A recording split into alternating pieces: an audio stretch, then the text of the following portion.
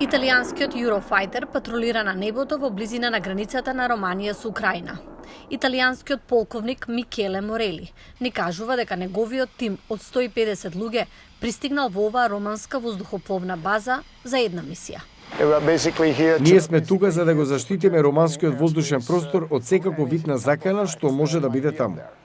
Тие се дел од големата операција на засилена воздушна полиција на НАТО, создадена како директен одговор на илегалната анексија на Крим од Русија во 2014 година.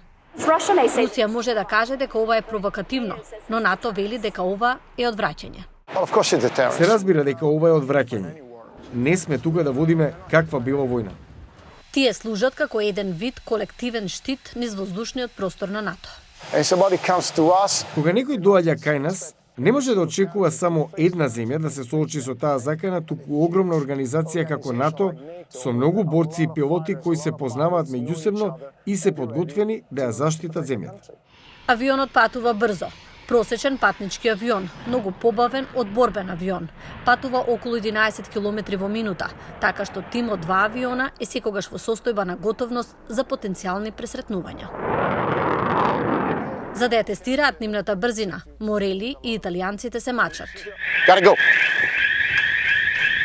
Ова е вежба за полетување и кревање во воздух во секој момент, ден или ноќ.